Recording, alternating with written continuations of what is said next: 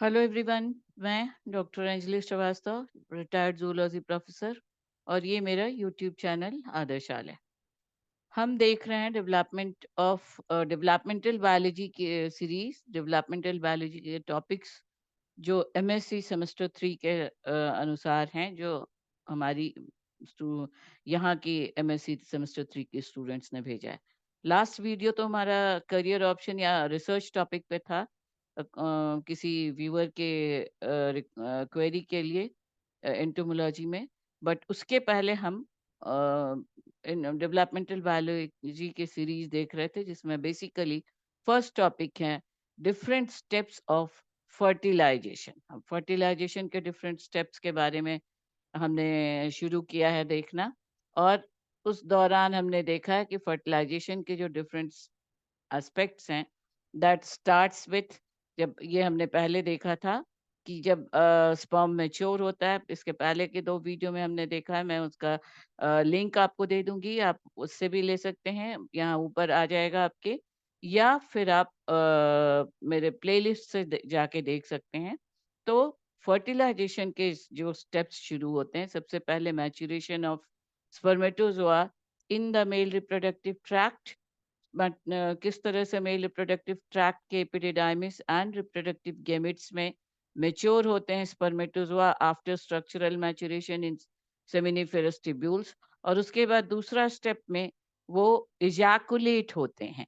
Mature spermatozoa pubertal stage पहुंचने पर ejaculate होते हैं through the urethral duct and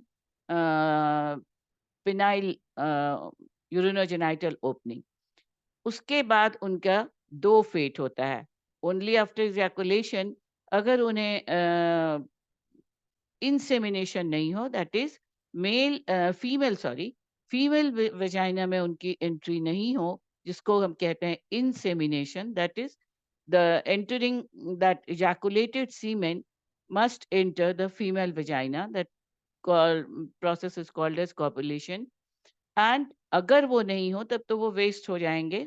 अगर इंसेमिनेशन होता है तो वहां से शुरू होता है फर्टिलाइजेशन का फर्स्ट स्टेप, जिसमें ये स्पर्मेटोजोआ इन दिस, ये जो फेड कलर का दिख रहा है, ये सीमेन का रिप्रेजेंटेशन है। सीमेन के फॉग में ये एंटर कर रहे हैं स्पर्मेटोजोआ।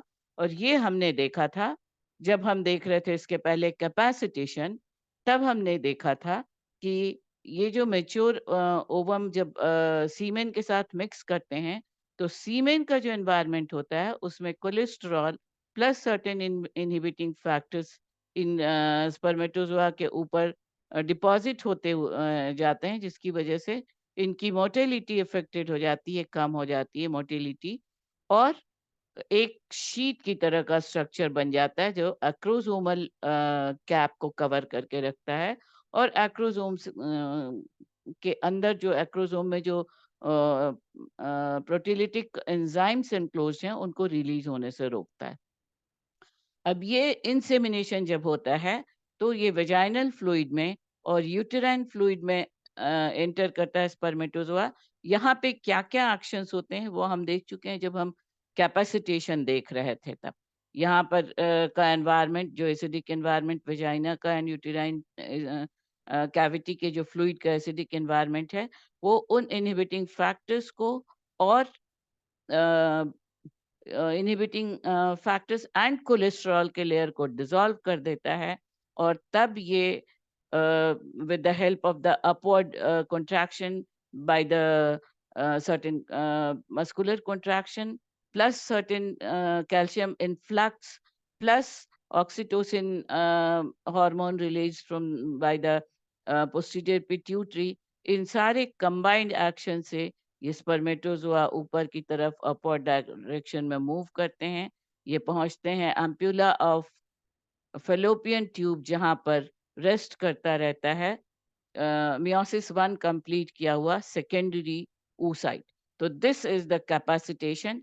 और ये कैपेसिटेशन, जस्ट टू रिकॉल, ये कैपेसिटेशन के स्टेप्स हैं, किस तरह से पीके टी एक्रोसोमल एंजाइम्स, और 2 तरह के एंजाइम्स होते हैं जो एटीपी को डिफॉस्फोरिलेट करते हैं और इस तरह से सीएएमपी जनरेट होता है और जिससे मोटिलिटी मिलती है स्पर्मेटोजोआ के टेल को। ये हाइपर एक्टिव होते हैं स्पर्म्स और पहुंचते हैं up to the mature ovum, जो जिस जो सेकेंडरी oocyte के साथ जहां पर बने हुए पहुंचते हैं ये spermatozoa. So this is the sperm penetration of cumulus mass. Cumulus mass या है कोरोना रेडिएटा का मास, ये जो दिख रहा है आपको, ये फेडेड स्ट्रक्चर। यहाँ पर तो पहला हो गया आपका इंसेमिनेशन, दूसरा हो गया इनिशियल कैपेसिटेशन, तीसरा हो गया कैपेसिटेशन कंप्लीट, चौथा हो गया हाइपर एक्टिवेशन, पांचवा हो गया sperm penetration into the cumulus mass और छठा हो गया zona penetration. Zona pellucida layer को पेनिट्रेट करके स्पर्मेटोजोआ जब फीमेल प्रोन्यूक्लियस को फर्टिलाइज करने पहुंचता है, तो ये ओवरऑल प्रोसेस को अभी हम देखने जा रहे हैं। कैपेसिटेशन के बारे में ये सब कुछ हम देख चुके हैं।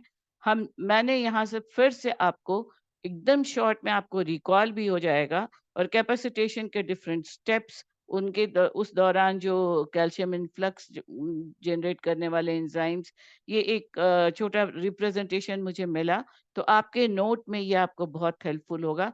अब इसको अभी हम पूरा तो नहीं देखने जा रहे हैं क्योंकि पीके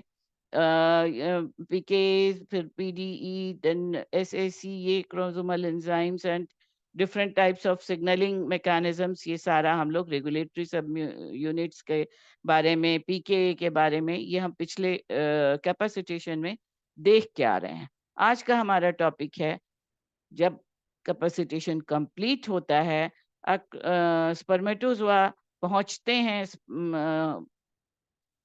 इसके सॉरी ओवम तक, तब उसके बाद वो किस तरह से ओवम के बाहर का जो लेयर है उसको पेनिट्रेट करते हैं through their acrosomal enzymes. Spermatozoa ये हाइपर एक्टिवेशन हो गया। यहाँ के कीमोटैक्सिक जो चेंजेस होते हैं वो हम देख चुके हैं, कैपेसिटेशन हम देख चुके हैं। अब यहाँ से एक्रोसोमल रिएक्शन शुरू होगा। एक्रोसोमल एंजाइम्स रिलीज होंगे, लाइटिक एंजाइम्स रिलीज होंगे और वो इट्स ये स्पर्मेटोजोआ सॉरी ओवम के लेयर्स को जोना पेलिस कोरोना रेडिएटा, जोना पेलिसिडा, इनको पेनिट्रेट करते हुए साइटोसोल पहुंचेंगे और यहाँ पर सेकेंडरी oocyte प्रेजेंट है जो अरेस्टेड मियोसिस में की कंडीशन में है। That is first polar body produce हो चुका है जो डिसइंटीग्रेट हो जाएगा, सेकेंडरी oocyte बन गया है। अब इसका मेटाफेज 2 में यहाँ पर ये अरेस्टेड मियोसिस के फॉर्म में है और जब स्पर्मेटोजोआ पहुंचेगा यहाँ पे अपने एक्रोसोमल एंजाइम्स की सहायता से ये लेयर्स को भेदता हुआ, पेनिट्रेट करता हुआ, तो उस दौरान बाकी की जो एक्शंस हो रहे हैं उसके साथ साथ ये मेटाफेज 2 कंप्लीट होगा। That is the second metaphase जिसमें अरेस्टेड मियोसिस कंप्लीट होगा। अरेस्टेड मियोसिस को रिलीज करेगा calcium influx and bicarbonate ions, calcium influx, calcium ion and bicarbonate ion, and with along with the SSC cyclic MP PK, ये तो यहाँ पे completion हुआ और इसके बाद शुरू होता है ये एक्रोसोमल रिएक्शन। तो ये एक्रोसोमल रिएक्शन के डिफरेंट स्टेप्स लैंग्वेज में यहाँ पे दिए हुए हैं। अब अगले 2 स्लाइड्स में मैं आपको कहानी जो एक्रोसोमल रिएक्शन की है, किस तरह से कैपेसिटेशन जब कंप्लीट होता है तो उसके बाद एक्रोसोम में, जब उस एक्रोसोम का जो ये लेयर है ऊपर जो यहाँ पर थे इसके पहले हमने जो देखा था एक्रोसोम में,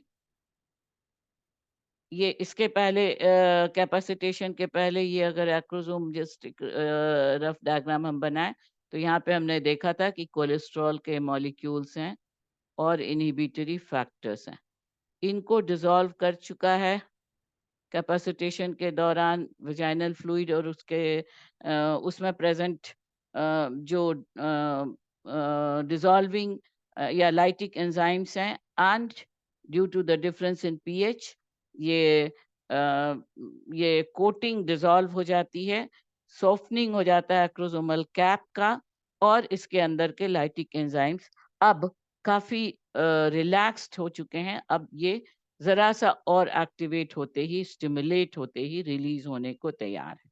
now this is entering into the, यहाँ पे जो हमने देखा था ये फ़ेज़ होगा कि यहाँ पर, यहाँ अब ये फ़ैलोपियन ट्यूब में जो जहाँ ओवम प्रेज़ेंट है, ये ओवम के पास को ये टच करने को तैयार है। अब हम देखते हैं, so this is the acrosome reactions, इसमें पहला हो गया ये कैपेसिटेशन के बाद, right after capacitation the acrosome reaction is totally depending on calcium uptake into the cells that increases in intracellular pH 7.1, मतलब alkaline alkalinity, alkaline medium बढ़ता है, acrosome swells and outer acrosomal membrane fuses with the overlying plasma membrane. अब ये acrosome का capacitation हो चुका है। अब ये एक्रोसोम, इसका डिफरेंट स्टेप्स को हम इसके नेक्स्ट स्लाइड में देख लेंगे। some of the important steps are mentioned here, उसको एक बार मैं जस्ट रीड कर देती हूँ, और इन इसको बल्कि हम बाद में ही देखते हैं, इसके पहले ये स्लाइड में देख लेते हैं, या यहाँ से हम देख लें पहले। ये है वो क्रोमोसोम जिसमें जिसका ये आउटर कवरिंग, कोलेस्ट्रॉल की कवरिंग डिसॉल्व हो चुकी है, एक्रोसोमल कैप सॉफ्टन हो चुका है, और अब ये जैसे ही ये कॉन्टैक्ट में आएगा स्पर्मेटोज़ोआ का, सॉरी, ओवम के बाहरी लेयर के, ये है मैच्योर ओवम या mature ovum surrounded by the different layers, जो स्पेसिफिकली जो लेयर्स इस यहाँ पे सेकेंडरी oocyte है आप प्रेजेंट, और ये जो बाहर का जो फॉलिकुलर लेयर है, ओवेरियन फॉलिकल, उसके जो डिफरेंट लेयर्स हैं, पहला है कोरोना रेडिएटा, दूसरा है ज़ोना पेलिसुडा, जिसको हम आगे रेफर करेंगे Z एंड P से, और उसके बाद this is the first polar body. ये न्यूक्लियस को यहाँ पे हमने शो किया, बट इस डायग्राम में यहाँ शो किया हुआ है, this the first polar body that is going to be disintegrated or digested, और ये है सेकेंड पोलर बॉडी जो अरेस्टेड कंडीशन में है। इसमें ये सेकेंड मेटाफेज की स्थिति में है। इस तरह से मेटाफेज का अगर आपको याद होगा तो इस तरह से इक्वेटर पर क्रोमोसोम्स अरेंज हैं, और इनकी स्पिंडल फाइबर से ये यहाँ पे डिवीजन के लिए तैयार, ये दिस इज द कंडीशन। और अब यहाँ इसका अगर एनलार्ज कंडीशन में देखा जाए तो ये इस तरह से 1 2 3 4 5 6 और 2 और स्टेज हैं। लास्ट स्लाइड में मैंने 8 स्टेजेस जो हैं एक्रोसोम पेनिट्रेशन के, उसका एक स्लाइड बना दिया है, वो सारा हम अभी डिस्कस कर लेते हैं। अब लेट अस सी, अब हम यहाँ एक्रोसोम से शुरू करें। ये जो एक्रोसोम का कैप है, इस कैप के डिसॉल्व होते ही कुछ एंजाइम्स रिलीज होते हैं।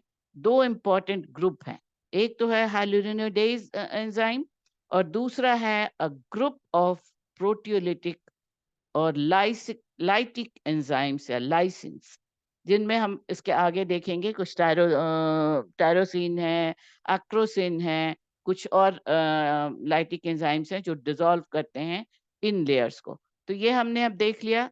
ये है spermatozoa ready to fuse, ready to meet with the this ovum। सबसे पहले इस स्पर्मेटोजोआ को इस ओवम के डिफरेंट लेयर्स, जिसमें दो इंपॉर्टेंट लेयर्स हैं, बाहर का है कोरोना रेडिएटा, ये कोरोना रेडिएटा बना हुआ होता है, ये जो गोल गोल सेल्स आपको दिख रहे हैं, these are the cells, these are, they may be called as the cumulus cells और द ग्रैन्युलोसाइट्स। इनको हम ग्रैन्युलोसाइट्स कहते हैं, और ये ग्रैन्युलोसाइट्स एक सीमेंटिंग सब्सटेंस से बिल्कुल थिक जुड़े हुए होते हैं। ये एक डायग्राम में मैंने दिया हुआ है, सीमेंटिंग सब्सटेंस से जुड़े हुए होते हैं, थिक, ये इस तरह का स्ट्रक्चर दिखता है। ये सीमेंटिंग जो सब्सटेंस है, जो थिक सीमेंट की तरह तैयार बनाता है, वो सीमेंटिंग सब्सटेंस बना हुआ होता है। हाई ये जो एंजाइम है हाइलुरिनिडेज, इसके हाइलुरिनोडेज एसिड पॉलीमर्स का बना हुआ होता है वो सीमेंटिंग सब्सटेंस, जिसको नेक्स्ट स्लाइड में हमने रिप्रेजेंट किया है यहाँ पे। दिस इज, ये जो सीमेंटिंग सब्सटेंस दिख रहा है, this cementing substance is formed of hyaluronidase acid polymerases. तो जैसे ही स्पर्म यहाँ पहुंचता है, इसके डिफरेंट स्टेजेस हम यहाँ पे अब हम देख लेते हैं। इसमें डायग्राम इस स्लाइड में मैं पूरी कहानी आपको सुना देती हूँ, समझाने की कोशिश करती हूँ कि कैसे एक्रोसोम रिएक्ट करता है with the outer layer of the ovum, और उसके बाद एंटर करके फर्टिलाइजेशन कंप्लीट करता है। तो ये फर्स्ट स्टेज है। एक्रोसोम के साथ यहाँ पे लूजन एक्रोसोम कैप के साथ यहाँ पे पहुंचता है स्पर्मेटोजोआ, और ये सबसे पहले ये जो हाइलोरिन हाइलोरिनोडेज पॉलीमर्स, हाइलोरिनोडेज एसिड पॉलीमर्स के साथ रिएक्ट करता है। ये एक्रोसोमल कैप डिसॉल्व होता है, और hyaluronidase enzyme plus certain proteolytic enzymes release होते हैं, ग्रुप ऑफ प्रोटियोलिटिक एंजाइम्स, जिनमें हाइलोरिनोडेज डीपोलराइज करता है इस सीमेंटिंग सब्सटेंस को। ये जो पॉलीमर्स हैं इनको डीपोलराइज करता है और एक पैसेज बनाता है, ये ग्रैन्युलोसाइट्स स्कैटर हो जाते हैं। दीज आर, ये मैंने रिप्रेजेंट किया हुआ है, ये जो सेल्स हैं ये ग्रैन्युलोसाइट्स या क्यूमुलस सेल्स, ये लूज हो जाते हैं, ये अलग अलग हो जाते हैं, और स्पर्मेटोजोआ पहुंचता है next layer of this ovarian follicle, जिसके अंदर बंद है सेकेंडरी oocyte। वो है, वो लेयर है, दिस इज जोना पेल्यूसिडा। ये जो ऑरेंज कलर से मैंने यहाँ दिखाया है, दिस इज जोना पेल्यूसिडा। ये यहाँ पे डार्क येलो कलर से, दिस इज जोना पेल्यूसिडा। अब इस जोना पेल्यूसिडा पर प्रेजेंट होते हैं बहुत जोना पेल्यूसिडा के पर्टिकुलर रिसेप्टर्स, उनको हम रिप्रेजेंट करते हैं JP1, JP2 एंड JP3। इस तरह के टाइप्स ऑफ रिसेप्टर्स होते हैं, जिसमें सबसे ज्यादा इंपॉर्टेंट रोल प्ले करते हैं JP3 रिसेप्टर्स। JP3 रिसेप्टर्स के रिसेप्टिंग फैसेट में जा करके ये एक्रोसोम के साथ स्पर्मेटोजोआ फिट करता है लाइक अ की एंड अ लॉक। ये बहुत स्पीसीज स्पेसिफिक होता है ये रिएक्शन, और इसीलिए ये सी अर्चिन काफी आगे जो फर्स्ट स्लाइड मैंने दिखाया था आपको, उससे आप कंफ्यूज मत होइएगा कि सी अर्चिन सेल से हम क्यों शुरू कर रहे हैं, क्योंकि सबसे डिटेल स्टडी एक्रोसोमल रिएक्शन का सबसे पहले सी अर्चिन एग्स के साथ किया गया, और ये देखा गया कि काफी कुछ सिमिलैरिटीज मैमल के साथ हैं। बट सबसे बड़ा डिफरेंस तो यही है कि सी अर्चिन का फर्टिलाइजेशन के बाद दोनों gametes, male gametes and female gametes, दोनों रिलीज होते हैं सी वाटर में। तो वहां पे बहुत तरह के सी अर्चिन प्रेजेंट हैं। बट ये जो रिएक्शन है एक्रोसोम का जोना पेलुसिडा के रिसेप्टर्स के साथ, ये बहुत बहुत पर्टिकुलर है, स्पीसीज स्पेसिफिक है। इसीलिए एक स्पीसीज का स्पर्मेटोजोआ उसी स्पीसीज के ओवम के जोना पेलुसिडा के रिसेप्टर के साथ रिएक्ट करेगा। सो दैट इज, ये हर केस में, मैमल में भी ये स्पीसीज स्पेसिफिक है। सो ये रिसेप्टर के साथ जैसे ही रिएक्शन हुआ, की एंड लॉक की तरह का रिएक्शन हुआ, तो उसके बाद अंदर बहुत सारे एक्टिविटीज होते हैं। इस रिएक्शन के साथ साथ स्टिमुलेट होता है कैल्शियम इनफ्लक्स। ये कैल्शियम आयन चैनल्स के थ्रू सराउंडिंग एनवायरनमेंट से कैल्शियम अंदर आने लगता है, या स्मूथ एंडोप्लाज्मिक रेटिकुलम जो अंदर प्रेजेंट है साइटोप्लाज्म में डेवलपिंग ओवम के, उनसे कैल्शियम का इन्फ्लक्स शुरू होता है। और ये कैल्शियम इन्फ्लक्स दो इंपॉर्टेंट काम करता है। पहला तो ये लाइसोसोम्स को स्टिमुलेट करता है to produce the cortical granules. ये कॉर्टिकल ग्रैन्यूल्स एक्सोसाइटोसाइज होते हैं। एक्सोसाइटोसिस से ये कॉर्टिकल ग्रैन्यूल्स इस जो साइटोप्लाज्मिक मेम्ब्रेन है, प्लाज्मा मेम्ब्रेन है, इसमें एक्सोसाइटोसिस से कॉर्टिकल ग्रैन्यूल्स रिलीज करते हैं। तो ये पहला काम हुआ। और दूसरा काम होता है ये calcium ion again cyclic AMPs and बहुत सारे केमिकल बायोकेमिकल रिएक्शंस को एक्टिवेट करते हैं, और ये अरेस्टेड जो मियोसिस था मेटाफेज 2 में, वो भी रिलीज हो जाता है वो, और मियोसिस कंप्लीट होता है। That is second polar body फिर से डिवाइड करता है, सेकेंडरी oocyte फिर से डिवाइड करता है, थर्ड पोलर बॉडी को क्रिएट करता है और मैच्योर फीमेल प्रोन्यूक्लियस बनाता है। So this is the reason. और थर्ड चेंज जो होता है कैल्शियम इनफ्लक्स से, मियोसिस कंप्लीट हुआ, कॉर्टिकल ग्रैन्यूल्स प्रेजेंट हुए, एक्सोसाइटोसिस से लाइसोसोम्स कॉर्टिकल ग्रैन्यूल्स को एक्सोसाइटोसिस से स्टिमुलेट करके बहुत सारे कॉर्टिकल ग्रैन्यूल का लेयर बनाता है लाइसोसोम।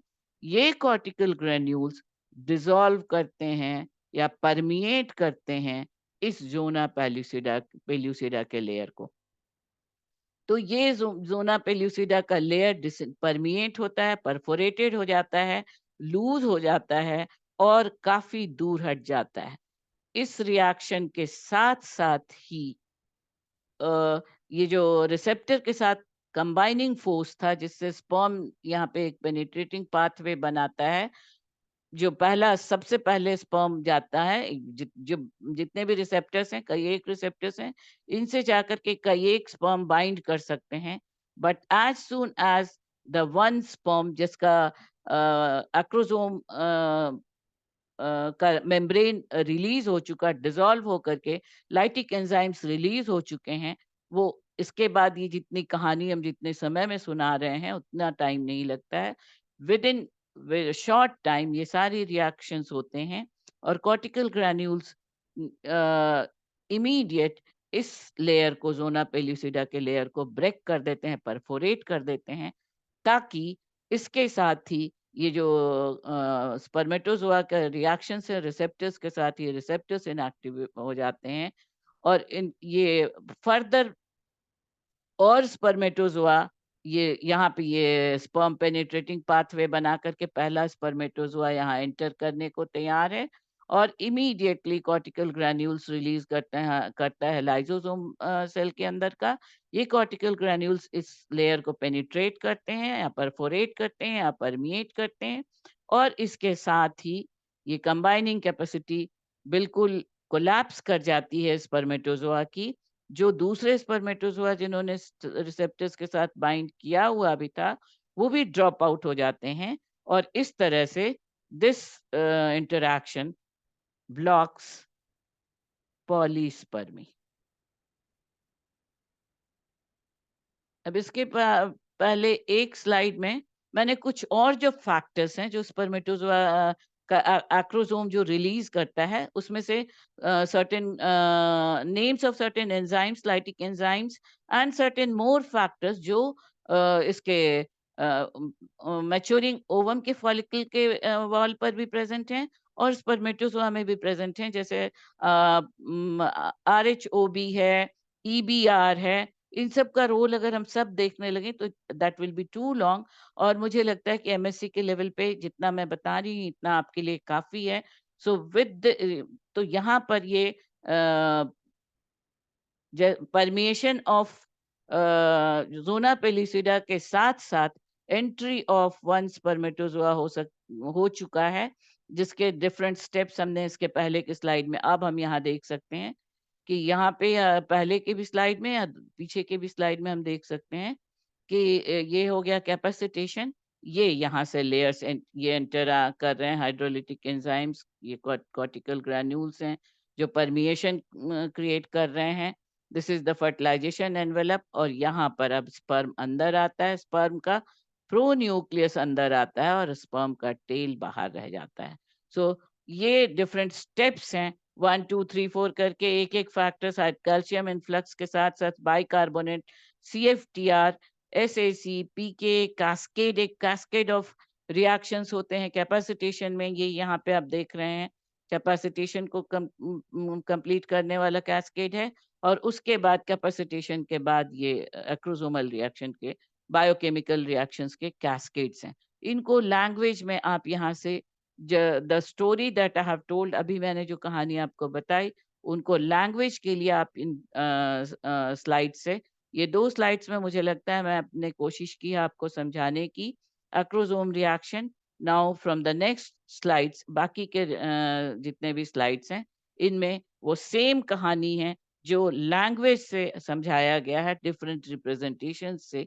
सो आई थिंक ये आपको अपने आंसर्स बनाने में हेल्प करेगा, एमसीक्यूज में हेल्प करेगा, कुछ क्वेश्चंस, शॉर्ट क्वेश्चंस में हेल्प करेगा, डायग्रामेटिक रिप्रेजेंटेशन से the same thing again here, scenario in the vicinity of cumulus by soluble factors, ये जो सीमेंटिंग है जोना ग्रेन्युलोसाइट्स का विद द हाइड्रो, सॉरी कभी कभी लैंग जुबान लड़खड़ा जाती है, हाइलोरिनेडेज पॉलीमर्स जो हैं, एसिड के हाइलोरिनेडिक एसिड के पॉलीमर्स के की विसिनिटी में एंटर करता है स्पर्मेटोजोआ विथ हेक्रोसोम, उसके बाद उसको स्कैटर कर देता है, कोरोना रेडिएटा के ग्रैन्युलोसाइट्स अलग अलग हो जाते हैं, और फिर ये को वो जो सराउंडिंग है, जो विस्कस एरिया, उसको क्यूमुलस ऑफ ऊफोरस कहते हैं, जो कि ऊजिंग आउट, ऊजिंग की तरह, जैसे एक घना बादल की तरह की रचना होती है, जिसको ऊफोरस कह सकते हैं, जो ओवेरियन फॉलिकल को घेरे रहता है विद इन द ओवरी, और वहां से निकल करके आ चुका है अब ये स्पर्मेटोजोआ, सॉरी, ओविडक्ट के फनेल में, एम्पुला में। तो वहां पर अब नीचे आया है लेयर, ये आपका कोरोना रेडिएटा का लेयर हो गया, ये जोना पेलिसिडा का लेयर हो गया। तो कैसे यहाँ पहुंचते हैं, step by step, the steps you can take, ये यहाँ पे, this is the oophorus ooze conditions, जिसको कहते हैं ऊज्ड कंडीशन। ये these are the cumulus cells और the granulocytes, then hyaluronic acid matrix जो सीमेंटिंग कर रहा है, देन जूना पेलिसिडा, ये यहाँ पे एग है, एक फर्स्ट पोलर बॉडी है, एंड पेरीवाइटलाइन स्पेस है this in into the developing egg. ये जो डेवलपिंग एग का जो बाहर का बाउंड्री है, इसके बीच में जो स्पेस है, पेरीवाइटलाइन फ्लूइड से भरा हुआ। And these are the steps of, ये कैपेसिटेशन हो गया, ये एक्रोसोमल रिएक्शन हो गया। यहाँ पे फिर से ऊज आउट होते हैं हाइड्रोलिटिक एंजाइम्स, और वो कैसे स्टेप वाइज एंटर करने में हेल्प करते हैं, एक पैसेज बनाते हैं, that is the penetrating pathway into the zona pellucida, और एग के सेल के अंदर एंटर करते हैं।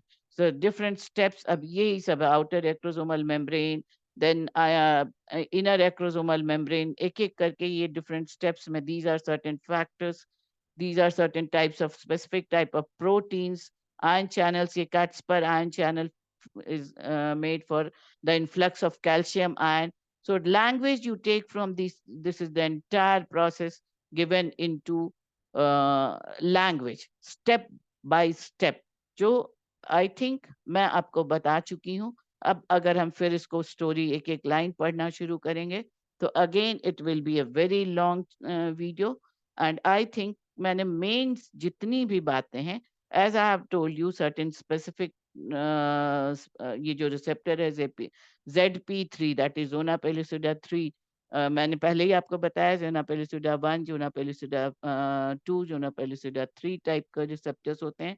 उनका जो केमिकल नेचर होता है, जो जिसमें सबसे इम्पोर्टेंट है जोना पेलिसिडा 3 टाइप रिसेप्टर, इसका जो एंजाइमेटिक केमिकल नेचर है, that is B14 galactosyl transferase receptor, ये बहुत इंपॉर्टेंट रोल प्ले करते हैं। Then again there are certain, mouse, it mammal में, ह्यूमन में का स्टेजेस हमने देखा, और उसके बाद माउस की स्टडी में ये पर्टिकुलर टाइप ऑफ फैक्टर्स, और भी कुछ पर्टिकुलर फैक्टर्स हैं, IZUMO1, then Juno ZUNO, and like that C zeta।